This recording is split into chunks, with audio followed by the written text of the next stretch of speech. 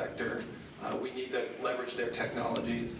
We don't really have the internal research capacity that they do at, say, Portland State University, who we have a very strong partnership. And so really figuring out how we leverage those partnerships. We need community groups and other nonprofits to engage the community and assess their needs. And everyone sort of needs us, the city. The city has a lot of leverage in these conversations. Many of these technologies are emerging, and the private sector is really trying to be first out of the gate. And to be successful in their endeavors, they need access to our city infrastructure. So our streetlights, our signals, our right-of-way. And so the city has really a lot of leverage to drive this conversation. And ultimately, it's us that represents the community's interests.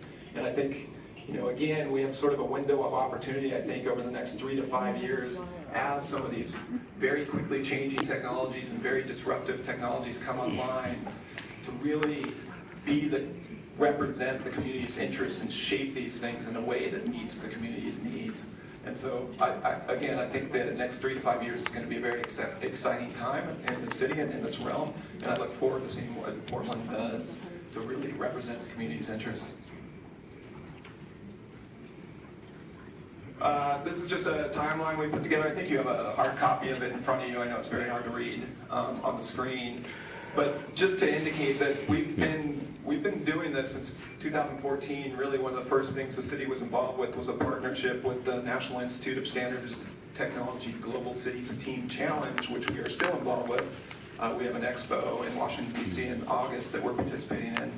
That was way back in 2014, so this is not a really new conversation. Smart cities has been sort of on our tongues for a long time, and BPS has had a role in that. But everything changed really in December of 2015 with the US DOT Smart Cities Challenge.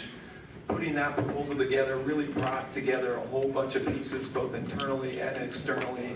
And really it's that coordination that we want to build on with the steering committee. This is just a very partial list of things that are happening as we speak. As Director Treat mentioned, we've got a Smart Autonomous Vehicles Initiative, which will actually be in front of City Council next Wednesday. The work that PBOT is doing in this realm, really focusing on it from a policy perspective and how this will impact people's lives, rather than looking at it from sort of more of a technical perspective, is leading. And other cities are looking to us to see how we sort of roll out autonomous vehicles. So that's very exciting. Open data program I already mentioned. We've got air quality sensor deployment that BPS is leading. Christine Kendrick on my team, who has a PhD out of PSU and had done a lot of air quality work there. Smart connected air quality sensors, we'll be deploying 10 of those throughout the city as sort of a pilot test of that technology. We've got a regional smart cities action plan that we're working on in partnership with PBOT, PSU, Metro, TriMet, and ODOT, to sort of set what the regional vision is. We've got a partnership with AT&T, GE, and Intel to potentially deploy some sensors to count pedestrians, look at pedestrian, where they are and how they're using our infrastructure. We've got a proposal in to develop a centralized data system for managing data that's coming from all these various devices and from autonomous vehicles. That's a partnership with PSU, BTS, and PBOT. We've got a pilot of a kiosk system that's meant to assist with folks after a disaster. That's a partnership with PBEM, BTS, PSU, and MIT. And What does MIT PrEP stand for? What's that? What does PrEP stand for? I don't know if that's an acronym. That's a good question. I think it's just preparation. Okay. It's really interesting. There's a lot of opportunity. MIT is really interested in Portland being one of the first cities to deploy that technology, and they're very interested in our beacon sites, which I can't remember what that acronym stands for off the top of my head, but it's the places where people gather after a natural disaster. We're looking at a TGM grant, I think that was on consent agenda today, to develop our own City of Portland Smart Cities plan with PBOT and BPS partnering on that. We're looking at a pilot of a sort of shared economy application in town called Josephine that allows home cooks to basically distribute meals.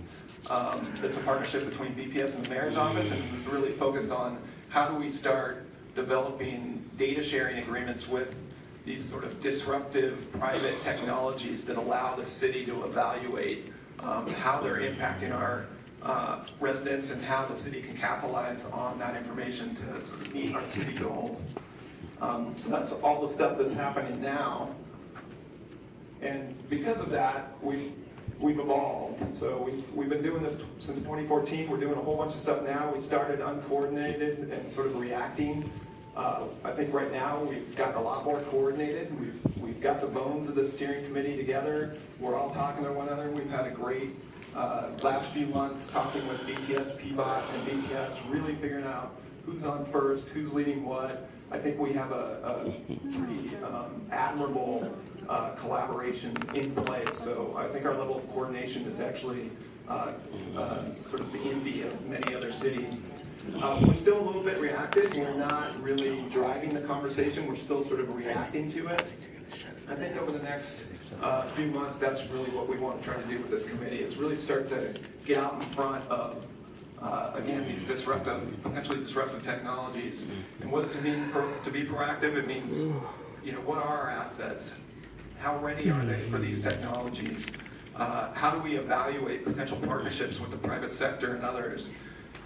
Using RFIs and other means to gather information from the private sector so we know what's out there and we can sort of guide it into our own city goals, and then prioritizing work based on our city goals. Recognizing all throughout the technology is a means to the end, it's not the end itself. And so, the driver in these conversations should be our city goals, not the technology, and really shaping that technology so that it helps us do what we want to do as a city and helps us become a better city. Again, we have leverage, and I think we have a 3 to 5 year window where cities are really going to be able to dictate how these technologies are deployed. And finally, we've had, some of you may have seen this graphic floating around. This is kind of our smart cities governance concept, how we're going to organize as a city. The steering committee is at the center, and then that steering committee is informed by all our guiding plans, that's the Portland Plan, Comprehensive Plan, Digital Equity Action Plan, Climate Action Plan, Transportation Systems Plan. How we use all those plans and goals in those plans to inform our smart cities work, which should really be driven by those plans. Smart cities isn't a thing in and of itself, it's really a means to meet our city goals with technology and data. How we interact. If I could just interrupt for 1 second, I'm sorry to do that, but to Commissioner Frisch's suggestion, this is another great way to engage the communities that are already engaged around those plans. They put a ton of work into it and don't exactly. So that's another good potential overlap with this process. Yeah, really building on the work that we've done already and organizing it is key. Yeah, it's not just the plan, not just what's on paper. Right. You guys have worked hard for years to build communities and develop these plans, so let's leverage those communities. Yeah, and that's one of the reasons I think BDS is leading this effort is, the effort that went into, say, the Portland Plan and all the relationships that were built there and the community engagement. We want to build on that. And then we also have other committees that touch on this stuff in the city, like the Technology Executive Steering Committee, and we'll have a strong relationship with that committee to make sure that we are looking at potentially enterprise technology solutions. We have a regional smart cities group, which is led by Portland State University that we're involved with. There's a private smart cities lab led by the Technology Association of Oregon and Skip Newberry there that represents the local technology firms. We're heavily involved with that.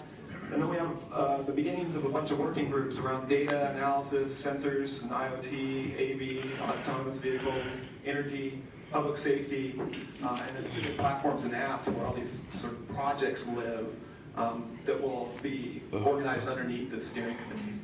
So I'm also not seeing on there anything about equity.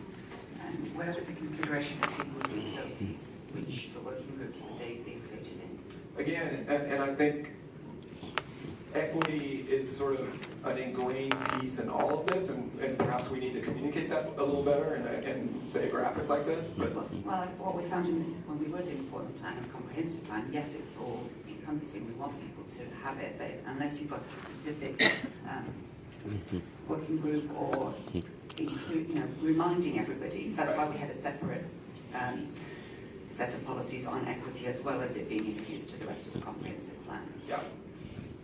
I think we need, part of the task we'll have as a steering committee is to figure out how to address equity in our work. And so I don't think we have an answer yet, but I think that we want to make that a core piece of what we do. And how that's sort of implemented, I mean, I've heard two different schools of thought, that by sort of having a separate equity work group, it kind of puts it off on the side.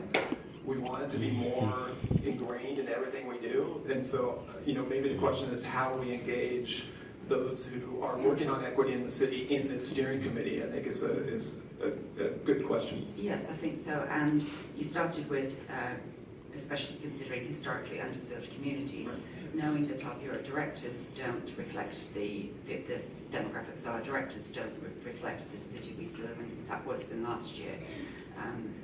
How are you going to make sure that there are people from those historically underserved communities actually on the steering committee helping to guide what goes forward? I think that's something that we need to figure out as a committee, how we're going to